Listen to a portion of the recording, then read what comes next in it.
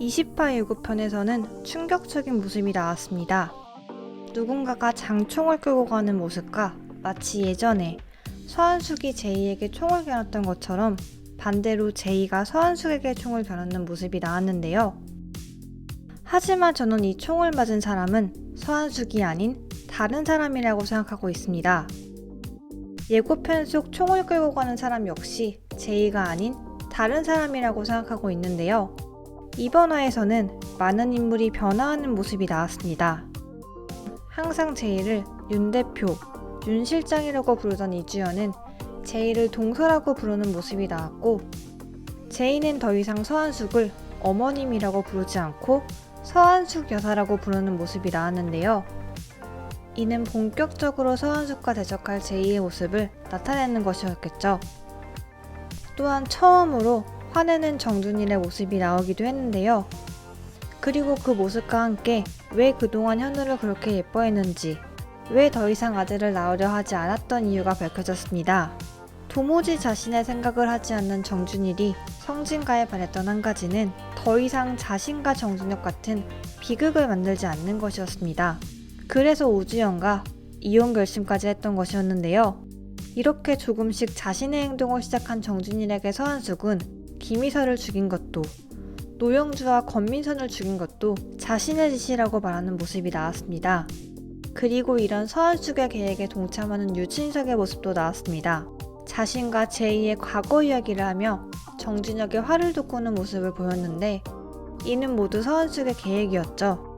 혹시나 자신의 소나기를 벗어나려고 할 정준혁을 대비해 또 다른 약점을 만들어둔 것이었습니다. 그리고 이 약점으로 인해 정준혁은 서한숙의 말을 듣는 허수아비나 다름없이 돼버리는 것 같은데요. 서한숙은 그러한 수고를 해준 유진석에게 한 그림을 주려 합니다. 이 그림은 김희설이 죽기 전 서한숙에게 찾아왔을 때 두 사람의 사이에 있던 그림으로 공작도시, 동일한 제목을 가진 그림입니다. 화면의 오른쪽에는 아이를 안고 무언가를 팔고 있는 여인과 이를 아랑곳하지 않고 무심히 지나가는 행인이 대조적으로 표현되고 있는 그림인데요. 누군가의 슬픔도, 누군가의 죽음도 그저 자신이 이용할 가치일 뿐인 서한숙은 그림 속 남자 그 자체라고 볼 수 있을 것 같습니다. 제이가 정준혁에게 했던 말을 다시 적용해 볼 수 있을 것 같은데요. 제이는 정준혁에게 당신이 말하는 세상은 누굴 위한 거냐고 물었습니다. 서한숙이 저지른 모든 일의 끝은 모두 정준일을 위한 것이었습니다. 서한숙이 만드는 세상은 모두 자신의 아들, 정준일을 위한 것이었는데요. 따라서 서한숙이 받을 수 있는 가장 큰 벌은 바로 정준일과 관련된 일일 것입니다. 그래서 저는 제이의 총의 목숨을 잃게 되는 건 서한숙이 아닌 정준일이 되지 않을까 싶은데요. 정준일의 죽음이 다른 사람도 아닌 자신 때문에 죽게 되는 거라면 그것만큼 서한숙에게 아픈 벌은 없을 테니 말이죠. 그래서 저는 총을 끌고 가는 인물 역시 정준일이 죽고 난 뒤 자신의 목숨을 끊기 위해 발을 옮기는 서한숙의 모습이 아닐까 싶습니다. 벌써 내일이면 공작도시 마지막 화가 방영되는데요.